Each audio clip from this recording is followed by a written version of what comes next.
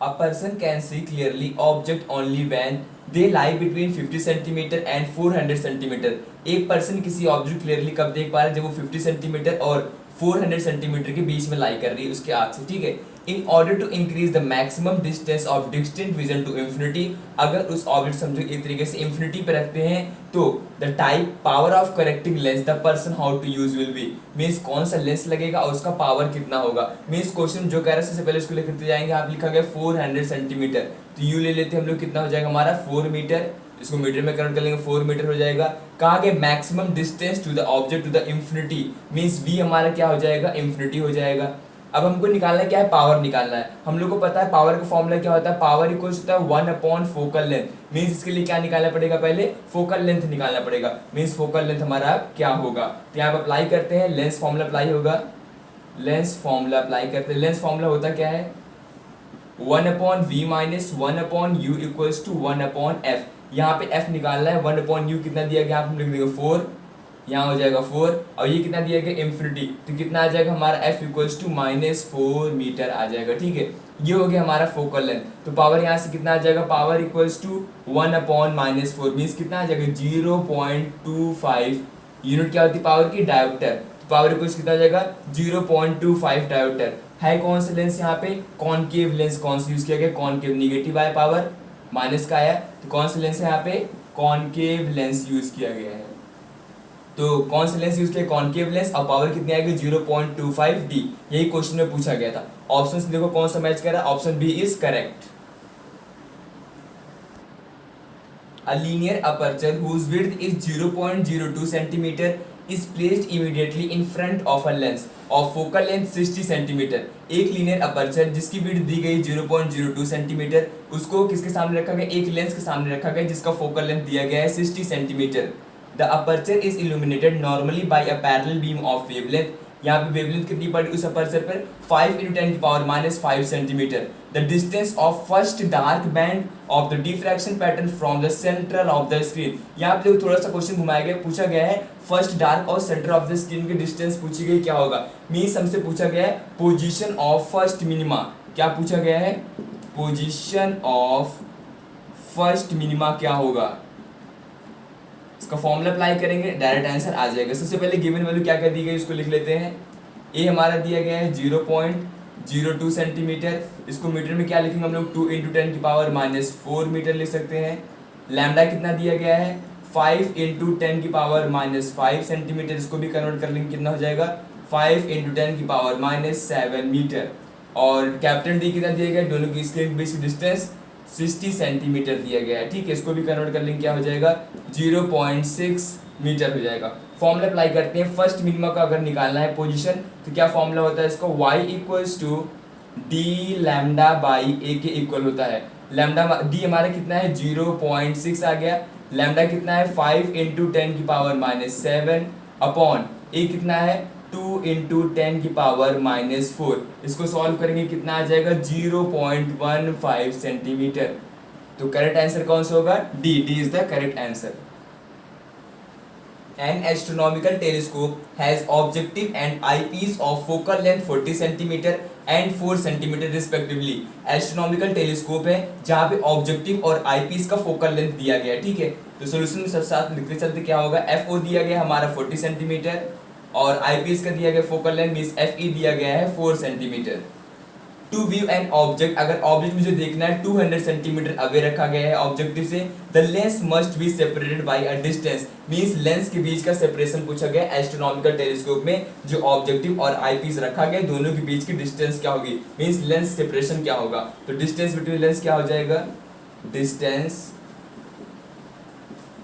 Between lens का formula क्या हो जाएगा, दोनों के लिए ऐड कर दी means V O plus F E के इक्वल होगा। एफ ई तो क्वेश्चन में दिया गया 4 सेंटीमीटर, वी ओ हमको फाइंड करना पड़ेगा, ठीक है। और हमको क्वेश्चन में क्या दिया गया 200 सेंटीमीटर मींस यू दिया गया है, और यू हमेशा क्या होता है माइनस में, यू क्या हो जाएगा -200 सेंटीमीटर। ये यू किसके लिए दिया गया है, ऑब्जेक्टिव के लिए दिया गया है, ठीक है। तो ऑब्जेक्टिव को हम लोग क्या पहले फाइंड करेंगे, फोकल लेंथ कितना हो जाएगा, फोकल लेंथ फॉर्मूला क्या होता है 1 upon v o minus 1 upon u o equals to 1/FO। F o हमारा दिया गया है 40 सेंटीमीटर और ये हमारा यू ओ भी दिया गया मीन्स वी ओ फाइंड करना, अभी हम लोग को क्या होगा वी ओ, ठीक है। तो 1/VO हो जाएगा -1 ये हो जाएगा -200 इक्वल्स टू 1/40। यहाँ से निकालेंगे तो VO हमारा कितना आ जाएगा 50 सेंटीमीटर। ये हमारा आ गया 50 सेंटीमीटर। डिस्टेंस पूछा गया तो लेंस में क्या होगी VO प्लस FE। तो VO कितना आ गया हमारा 50 सेंटीमीटर और प्लस FE कितना दिया गया 4 सेंटीमीटर। तो 50 प्लस 4 सेंटीमीटर कितना हो जाएगा 54 सेंटीमीटर हो जाएगा ऑब्जेक्टिव और आईपीएस के लेंस के बीच की डिस्टेंस। तो करेक्ट आंसर क्या होगा B, that is 54 centimetre. The angle of incidence for a ray of light at a refracting surface of a prism is 45 degree. Question में एंगल ऑफ इंसिडेंस दिया गया किसी रे ऑफ लाइट के prism के लिए 45 degree. Angle of prism दिया गया means ए दिया हुआ 60 डिग्री। इफ द रे सफर मिनिमम डेविएशन, रे क्या सफर करी यहाँ पे मिनिमम डेविएशन हो रहा है, ठीक है। Through the prism the angle of minimum deviation angle पूछा गया मींस डेल्टा एम पूछा गया क्या होगा, एंड रिफ्रैक्टिव इंडेक्स क्या होगा उस मटेरियल का मींस ऑफ द प्रिज्म क्या होगा यहाँ पे, ठीक है। चलो इसको सॉल्व करते हैं कैसे होगा। यहाँ पे सबसे पहले हम लोग क्या दिया हुआ आई दिया गया है 45 डिग्री दिया गया है और ए दिया गया है हमारा 60 डिग्री। यहाँ पे बोला गया मिनिमम डेविएशन हो रहा है, तो मिनिमम डेविएशन और मींस इमर्जेंस एंगल आई के इक्वल होगा मींस ये भी 45 के डिग्री के इक्वल होगा। और पहले पूछा गया है मिनिमम डेविएशन एंगल कितना होगा मींस डेल्टा एम हमारे कितना आ जाएगा। इसको सॉल्व कैसे करेंगे, फॉर्मूला अप्लाई करेंगे आई प्लस ई माइनस ए के इक्वल होता है और ये हमारा हो जाएगा 45 प्लस 45 ए कितना है 60 से माइनस कर देंगे तो 90 माइनस 60 कितना आ जाएगा हमारा 30 डिग्री। मीन्स ऑप्शन बी सही होगा या फिर डी सही होगा यहाँ पर, ठीक है। अब नेक्स्ट क्या निकालना हमसे पूछा गया है रिफ्रैक्टिव इंडेक्स क्या होगा। तो रिफ्रैक्टिव इंडेक्स का मिनिमम डेविएशन के लिए फॉर्मूला क्या होता है mu equals to sine A plus delta m by 2 upon sine a/2 के इक्वल होता है इसका फॉर्मूला, ठीक है। फॉर्मूले में सारी वैल्यू रखेंगे। साइन ए हमारा कितना दिया गया है 60 और डेल्टा एम हो गया 30 अपॉन हो गया 2 अपॉन कितना हो जाएगा साइन 60/2। इसको सॉल्व करें कितना हो जाएगा 90/2 45 means sine 45 upon sine 30। Sine 45 कितना होता है 1/√2 और 30 कितना हो जाएगा 1/2। सॉल्व करें कितना आ जाएगा √2 आ जाएगा। तो करेक्ट आंसर क्या होगा डी 30 हो जाएगा हमारा क्या एंगल ऑफ मिनिमम डेविएशन और √2 क्या हो गया refractive index. A ray of light travelling in a transparent medium, एक रे ऑफ लाइट है ट्रांसपेरेंट मीडियम में ट्रेवल कर रही है। ऑफ रिफ्रैक्टिव इंडेक्स दिया गया इसका mu, fall on a surface separating the medium from air at an angle of incidence दिया गया हमारा 45 डिग्री की सरफेस से फॉल कर रही है जो कि एयर से उसको सेपरेट कर रहा है, ठीक है। For which of the following value of mu the रे कैन अंडरगो TIR, म्यू की कितनी वैल्यू चाहिए जिससे जो रे आई जो उसमें गिरी उसमें TIR means total internal reflection होना चाहिए, ठीक है। मींस क्या कैलकुलेट करना है रिफ्लेक्टिव इंडेक्स कैलकुलेट करना है। अच्छा TIR में क्या केस होता है, एक इंपॉर्टेंट केस TIR के भी होता है। अगर TIR होना होगा तो sine I is greater than क्या होगा साइन सी। साइन सी का मतलब क्या होगा क्रिटिकल एंगल से साइन आई जो होगा वो ज्यादा होना चाहिए, ठीक है। तो हम लोग लिख सकते हैं sine C means critical angle equals to 1/म्यू और we say that sine I is greater than 1/म्यू। यहाँ से मैं भी लिख सकते हैं म्यू इज ग्रेटर देन 1/साइन आईसी से ज्यादा होना चाहिए, ठीक है।